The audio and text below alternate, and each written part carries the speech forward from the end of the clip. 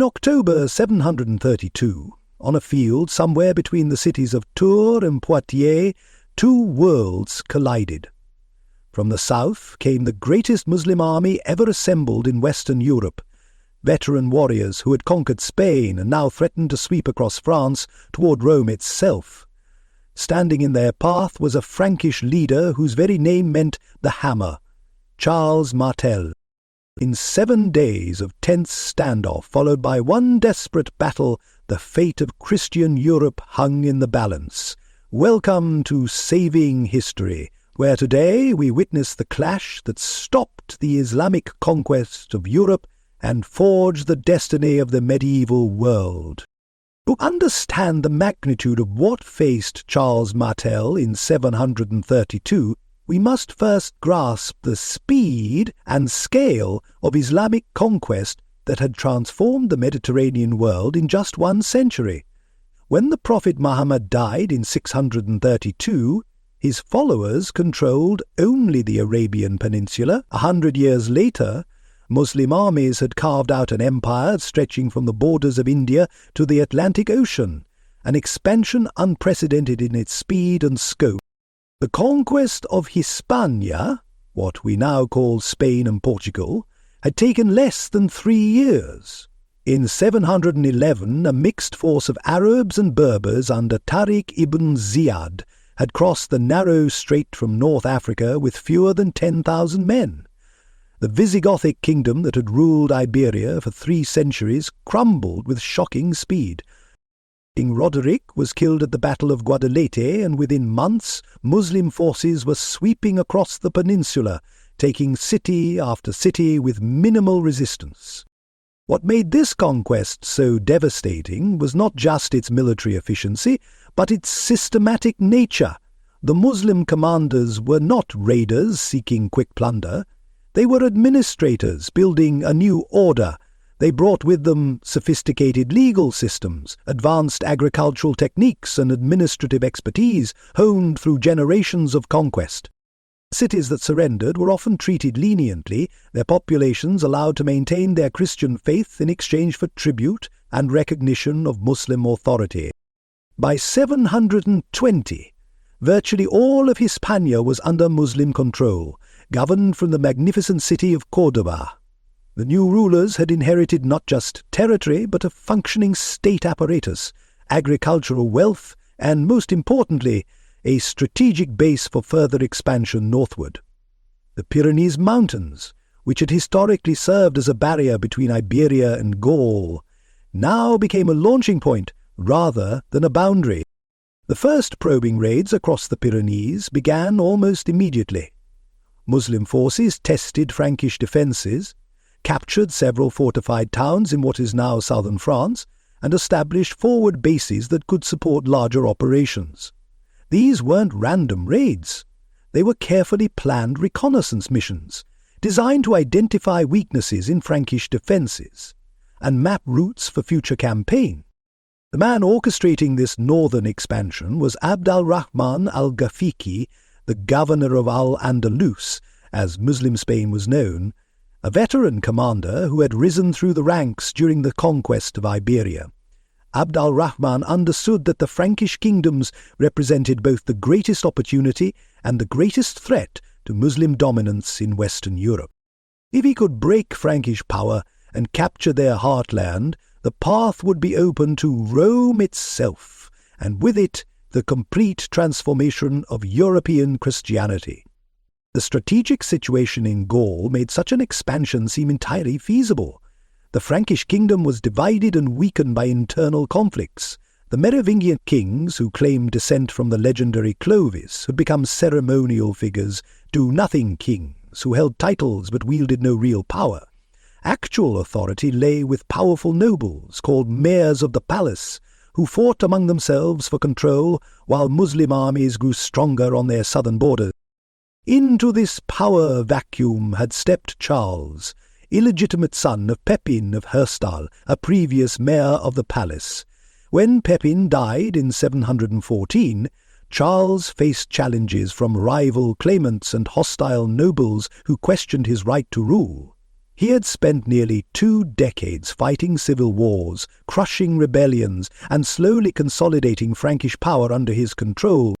By 730 he had earned his nickname Martel, the Hammer, through his reputation for crushing enemies with devastating military efficiency. But Charles faced a fundamentally different challenge in al-Rahman's approaching army.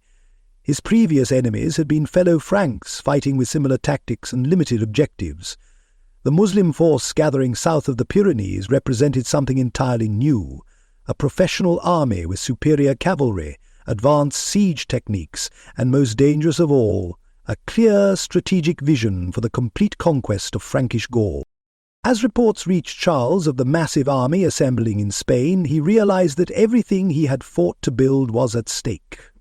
Charles Martel was 54 years old in 732, a veteran of countless battles who had forged the fractured Frankish kingdom into the most formidable military power in Western Europe. Born as the illegitimate son of Pepin of Herstal around 688, Charles had been forced to fight for everything he achieved, a struggle that would prove perfect preparation for the greatest challenge of his life. When Pepin died in 714, he had intended for his legitimate grandsons to inherit his position as mayor of the palace, but the boys were too young to rule effectively, and their regent, Plecterd, proved unable to maintain control over the fractious Frankish nobility. Charles, despite his illegitimate status, possessed something his rivals lacked: proven military ability and the ruthless determination necessary to hold power in an age when weakness meant death. The civil war that followed Pepin's death lasted nearly 4 years and transformed Charles from a bastard son into the undisputed master of Francia. He defeated the Neustrians at Amblev in 716, crushed Saxon raiders along the eastern frontier, and systematically eliminated rivals who challenged his authority. But these victories taught him more than just tactics. They revealed the fundamental weakness of Frankish military organization that would prove crucial in his confrontation with al-Rahman. Traditional Frankish warfare relied heavily on individual warrior prowess and the personal bonds between lords and their followers. Battles were often chaotic affairs, where skilled warriors fought in loose formations, relying on courage and superior equipment rather than coordinated tactics. This approach had worked well against similarly organized opponents, but Charles recognized it would be suicide against the disciplined cavalry and organized infantry of Muslim armies. The transformation Charles wrought in Frankish military organization was revolutionary. He began systematically recruiting professional soldiers who served for pay rather than feudal obligation. He established training camps where these men could practice coordinated maneuvers rather than individual combat skills. Most importantly, he began developing infantry tactics specifically designed to counter the devastating cavalry charges that had made Muslim armies seemingly invincible. Charles understood that the key to defeating Muslim cavalry lay not in matching their mobility, but in creating formations so solid and disciplined that even the finest horsemen could not break them. He studied accounts of battles from across Europe where infantry had successfully resisted cavalry charges, adapting techniques from Byzantine and even Muslim sources to create something uniquely Frankish. The economic foundation for this military revolution came from Charles's systematic expansion of Frankish territory and his controversial seizure of church lands to fund his professional army. Unlike his predecessors, who had been content to collect tribute from subject peoples, Charles directly annexed conquered territories and integrated them into a unified administrative system. When bishops protested his confiscation of monastic estates, Charles reportedly replied that God would prefer to see church gold used to defend Christianity rather than lying idle in treasuries while Muslims conquered Christian land. This pragmatic approach to both military organization and resource management distinguished Charles from the noble warriors of his era. Where others saw warfare as a matter of personal honor, divine favor, Charles approached it as a problem requiring systematic solutions. He gathered intelligence about Muslim tactics and equipment, trained his men to fight as coordinated units rather than individual heroes, and, most importantly, chose his battles based on strategic advantage rather than glory or revenge. By 730, Charles had created something unprecedented in post-Roman Europe, a unified state with a professional military capable of projecting power across vast distances. His kingdom stretched from the Rhine to the Pyrenees, bound together not by feudal obligations but by direct administrative control and shared military service. The timing of this achievement would prove providential, because reports were already reaching his court of Abd al-Rahman's massive military preparations in Al-Andalus. Charles spent the winter of 731 to 732 in intensive preparation for what he knew would be the defining campaign of his life.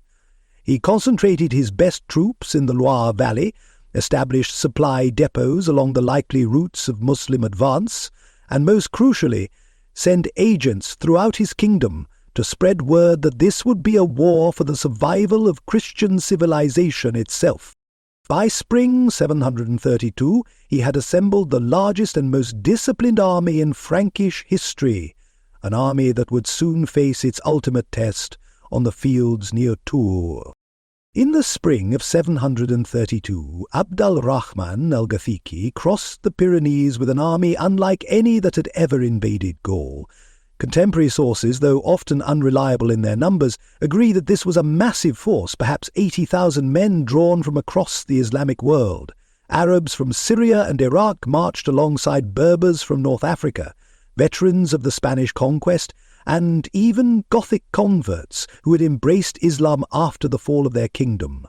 This was not a raiding party seeking plunder, but a conquering army equipped to establish permanent Muslim rule in the heart of Europe.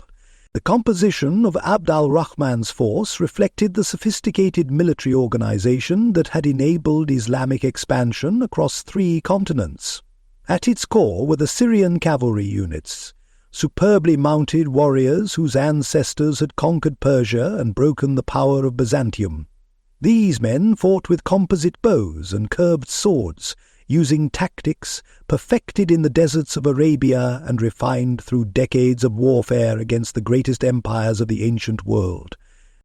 Their horses were bred for endurance and speed, capable of covering vast distances and maneuvering with precision that European cavalry could not match. Supporting the cavalry were disciplined infantry units, organized along lines that had evolved from Byzantine and Persian models. Unlike the loose tribal formations that had characterized early Arab armies, these troops fought in coordinated ranks with standardized equipment and unified command structures. They carried shields and spears designed specifically for fighting against European heavy infantry, and many units included experienced siege engineers capable of reducing any fortification they encountered. Perhaps most dangerous of all were the administrative specialists who accompanied the army, men trained in the governance of conquered territories who could immediately establish Muslim rule in captured regions. They brought with them portable treasuries, legal codes, and the institutional framework necessary to transform military conquest into permanent political control. This was an army prepared not just to win battles, but to remake European civilization. Abd al-Rahman's strategic plan was as sophisticated as his military organization.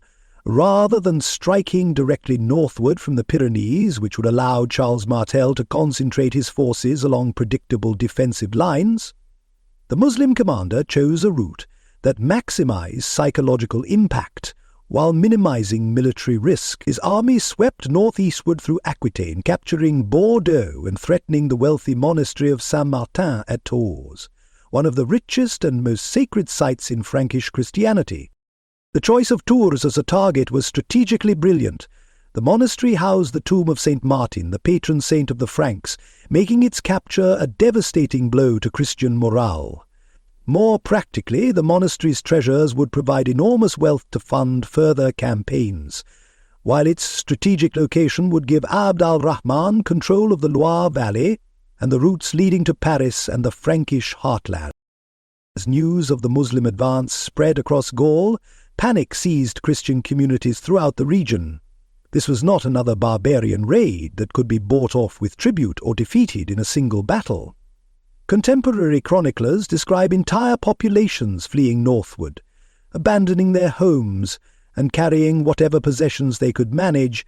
Charles Martel faced a strategic dilemma that would have destroyed a lesser commander.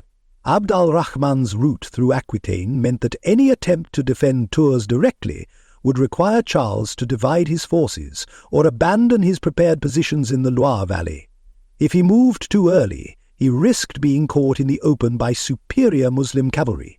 If he waited too long, Tours would fall, and al-Rahman would have the resources and momentum to push deeper into Francia. The solution Charles chose demonstrated the strategic genius that had made him master of the Frankish kingdom. Rather than rushing south to defend Tours, he positioned his army along the old Roman road between Tours and Poitiers, directly across al-Rahman's most likely line of advance. This position forced the Muslim commander to choose between attacking a prepared Frankish position or accepting a dangerous enemy force on his flank and supply lines. For 7 days in October 732, the two armies faced each other across the rolling plains of central Gaul, each commander waiting for the other to make the first move that would determine the fate of Europe. For 7 days, two of the most powerful armies in the medieval world stared at each other across the fields near Tours, neither commander willing to surrender the advantage of position. Charles Martel had drawn up his forces in a defensive formation designed to maximize their strengths, while negating Muslim superiority in cavalry and mobility. al-Rahman faced the frustrating reality that his magnificent mounted warriors, the force that had conquered half the known world, could not effectively attack an enemy who refused to give them the kind of open battle where cavalry reigned supreme.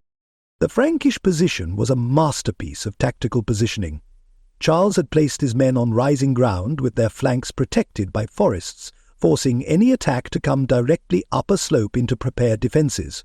His infantry formed what contemporary sources describe as a wall of ice, ranks of warriors standing shoulder to shoulder with shields overlapping and spears projecting forward in an impenetrable hedge of steel. Behind this front line stood reserves, ready to fill any gaps, while archers positioned on the flanks could rain arrows on attacking cavalry. This formation represented something entirely new in European warfare. Traditional Frankish tactics emphasized individual warrior prowess and the decisive cavalry charge. But Charles had studied the lessons of every major battle between infantry and cavalry forces over the previous 2 centuries. He understood that disciplined foot soldiers, properly positioned and equipped, could not only resist cavalry attacks but destroy them entirely if the horsemen could be forced to charge uphill into prepared positions. al-Rahman found himself facing a tactical puzzle with no obvious solution. His cavalry, magnificent in open terrain, could not effectively charge uphill into the Frankish spear wall without suffering catastrophic losses. His infantry, though well-trained, lacked the numbers and equipment to assault such a strong position without cavalry support. Most frustrating of all, his superiority in mobility was meaningless as long as Charles refused to abandon his chosen ground. For nearly a week, both commanders probed for weaknesses while their armies grew increasingly restless. Muslim cavalry units conducted reconnaissance in force, testing different approaches to the Frankish position, while Charles's scouts monitored their movements and adjusted his defences accordingly. Light skirmishing occurred daily as foraging parties from both armies clashed in the countryside, but neither side was willing to commit to the decisive battle that everyone knew was inevitable. The psychological pressure on both commanders was enormous. al-Rahman's army was living off the countryside in hostile territory, their supplies diminishing daily while winter approached. Every day of delay weakened his strategic position and gave Charles more time to gather reinforcements from across Francia. But a frontal assault against the Frankish position would likely result in devastating casualties among his irreplaceable cavalry units, losses that could cripple Muslim power in Europe even if the battle was technically won. Charles faced equally difficult pressures. His army was composed largely of professional soldiers whose loyalty depended on regular pay and successful campaigns. Extended inactivity could lead to desertion, or worse, mutiny, especially as reports arrived of Muslim raiders devastating undefended territories elsewhere in his kingdom. Moreover, the approach of winter would eventually force him to either fight or withdraw, and withdrawal would be seen as abandonment of Christian Europe to Islamic conquest. The deadlock was finally broken by Abd al-Rahman's growing concern about his strategic situation. Intelligence reports indicated that Charles was indeed receiving reinforcements, while his own supply situation was becoming critical.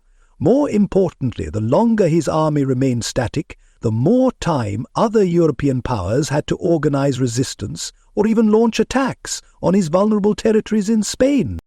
On the morning of October 10, 732, Abd al-Rahman made the decision that would determine the course of European history. Unable to maneuver Charles out of his position, and unwilling to accept the slow degradation of his army's effectiveness, he ordered a direct assault on the Frankish lines. The greatest cavalry force in the medieval world would attempt to shatter the wall of Frankish spears through sheer courage and skill, even though the tactical odds favoured the defenders. As the sun rose over the fields near Tours, two civilizations prepared to settle their differences through the ancient arbitration of battle. The Battle of Tours began at dawn on October 10, 732, with a thunderous cavalry charge that shook the earth and could be heard for miles across the French countryside. Abd al-Rahman had organized his assault in waves, with light cavalry and mounted archers leading the attack to disrupt the Frankish formation, followed by the elite heavy cavalry that had conquered from India to Spain. The sight of thousands of mounted warriors in gleaming mail, their banners streaming in the morning wind, must have been both magnificent and terrifying to the Frankish soldiers waiting behind their wall of shields. But Charles Martel had prepared his men for exactly this moment. For months, his troops had drilled in maintaining formation under simulated cavalry attacks. They had practiced the discipline required to stand motionless, while enemy horsemen thundered toward them, trusting in their shields, their spears, and, most importantly, their comrades standing beside them. As the Moslem cavalry approached, the Frankish lines remained as solid as Charles had promised, a wall of ice that would not break. As the first wave of Muslim attacks broke against the Frankish spears like waves against a rocky shore. The momentum that made cavalry so devastating in open combat became a liability when horses were forced to charge uphill into a forest of spear points. Wounded mounts reared and fell back into the ranks behind them, creating confusion and preventing the follow-up attacks that might have found gaps in the Frankish defence. The Muslim warriors who did penetrate the first line found themselves isolated and surrounded, cut down by Frankish reserves before they could exploit their initial success. Abd al-Rahman, watching from his command position, realized that his standard cavalry tactics were proving ineffective against this unprecedented defensive formation. But he was a veteran of countless battles and understood that even the most disciplined infantry would eventually weaken under sustained pressure. He ordered wave after wave of attacks, rotating fresh troops into the assault while pulling back units that had suffered heavy casualties. His strategy was to gradually wear down the Frankish defences until exhaustion and losses created openings that his elite troops could exploit. For hours the battle raged with an intensity that few medieval conflicts could match. Unlike the brief, decisive engagements typical of early medieval warfare, Tours became a grinding battle of attrition, where victory would go to whichever side could maintain its discipline and morale under horrific pressure. The Frankish lines bent but never broke, with Charles himself moving constantly along his battle line, encouraging wavering units and directing reserves to threatened sectors. The turning point came when Abd al-Rahman decided to lead a final desperate cavalry charge personally. The Muslim commander had recognized that his army's morale was beginning to crack under the unprecedented experience of being unable to break enemy infantry. By placing himself at the head of his finest warriors, he hoped to inspire one last effort that would shatter the Frankish resistance and open the road to Tours and beyond. The charge was magnificent in its courage and terrifying in its violence. al-Rahman and his personal guard carved deep into the Frankish lines, their curved swords flashing as they cut down spearmen who had stood firm all day. For a moment it seemed that Muslim valour might succeed where tactics had failed, as gaps began to appear in the previously impenetrable wall of shields. But Charles Martel had anticipated this moment. As al-Rahman's charge reached its furthest penetration, Charles launched his own counter-attack with the Frankish reserves he had held back throughout the day. These fresh warriors, armed with the heavy Francisca-throwing axes that were the signature weapon of Frankish infantry, fell upon the isolated Muslim cavalry with devastating effect. In the confused melee that followed, Abd al-Rahman was struck down and killed, his banner falling among the bodies of his finest warriors. The death of their commander shattered Muslim morale as completely as the Frankish lines had shattered their previous attacks. Word of Abd al-Rahman's fall spread rapidly through the army, and what had been an organized assault became a chaotic retreat. As evening approached, the greatest Muslim army ever assembled in Western Europe was streaming southward in complete disorder. Charles Martel had earned his nickname through 20 years of crushing his enemies, but never had the hammer fallen with such decisive force. In a single day's fighting, he had not only saved his kingdom but determined the religious and cultural future of an entire continent. The immediate aftermath of Tours revealed the true magnitude of what Charles Martel had accomplished. As dawn broke on October 11, 732, the field was littered with the bodies of thousands of Muslim warriors, including many of the elite cavalry units that had been the backbone of Islamic expansion for over a century. The surviving Muslim forces continued their retreat toward the Pyrenees in complete disorder, abandoning fortified positions throughout southern Gaul that they had held for years. Never again would a Muslim army penetrate so deeply into European territory. But the true significance of Tours extended far beyond the immediate military victory. Charles had demonstrated that the seemingly unstoppable expansion of Islam could be halted by superior tactics, disciplined troops, and strategic thinking. His innovative use of infantry formations would influence European military development for centuries. The political consequences of the victory were equally profound. Charles's success at Tours eliminated his remaining rivals within Francia and established him as the unquestioned master of Western Europe's most powerful kingdom.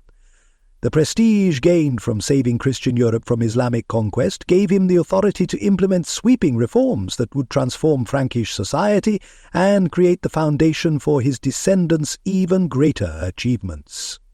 In the years following Tours, Charles systematically expanded Frankish territory and consolidated his administrative control over regions that had previously maintained semi-independence. He reformed the legal system, standardized weights and measures, and most importantly, continued developing the professional military organization that had made victory possible. The army that had defeated Abd al-Rahman became the model for European military forces for the next 3 centuries. Perhaps most significantly, Charles used his victory to forge closer ties with the papacy and establish the Frankish kingdom as the primary defender of Western Christianity. Pope Gregory III, recognizing both Charles's power and his commitment to defending the faith, entered into formal alliance with the Franks and began the process that would eventually lead to the crowning of Charles's grandson, Charlemagne, as Holy Roman Emperor. The hammer's victory at Tours had not only saved Christian Europe, it had created the political and military foundation for its future expansion. The broader historical impact of Tours cannot be overstated. Had Abd al-Rahman succeeded in defeating Charles and establishing Muslim control over Francia, the entire trajectory of European development would have been fundamentally different. The Carolingian Renaissance, which preserved and transmitted classical learning through the Dark Ages, might never have occurred. The medieval synthesis of Christian theology and classical philosophy that produced figures like Thomas Aquinas could not have developed under Islamic rule, most importantly, the aggressive expansion of Christian Europe that characterized the High Middle Ages, including the Crusades, the Reconquista, and the eventual colonization of the Americas, all traced their origins to the survival of an independent Christian Europe secured by Charles Martel's victory. The legend of Charles Martel grew even during his lifetime, as chroniclers throughout Europe celebrated the warrior who had saved Christianity from conquest. The nickname Martel, the Hammer, became associated not just with his military prowess, but with his role as the instrument of divine providence in protecting the faithful. Later medieval writers would portray Tours as a clash between good and evil, with Charles as God's chosen champion defending civilization itself against barbarian conquest. Modern historians have sometimes questioned whether Islamic conquest of Europe was ever truly inevitable, pointing to the logistical challenges of maintaining control over such vast territories and the internal divisions within the Islamic world that were already becoming apparent by 732, but such revisionist analysis misses the crucial point. Contemporaries on both sides understood Tours as a decisive moment that would determine the future of European civilization. al-Rahman had brought the largest and most professional army in the Islamic world to complete the conquest that had begun in Spain. Charles Martel had staked everything on stopping that conquest through superior preparation and tactical innovation. When the hammer fell on that October day in 732, it did more than crush a single army. It forged the destiny of a continent and ensured that Europe would develop as a Christian rather than Islamic civilization.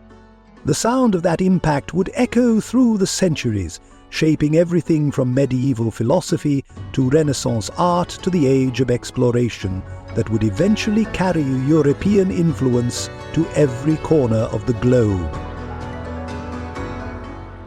And so we close another chapter in our journey through the rich tapestry of medieval history. Thank you for walking alongside us through these corridors of time. If today's exploration has sparked your curiosity about the Middle Ages, we'd love to have you join our growing community of history enthusiasts. Subscribe to Saving History on your favorite podcast platform to ensure you never miss our latest discoveries from the medieval world. Remember, every castle has a story, every stone holds secrets, and every episode brings us closer to understanding the extraordinary lives of those who came before us. Until our next medieval adventure, this is your host, Hunter, reminding you to keep exploring, keep questioning, and above all, keep saving history.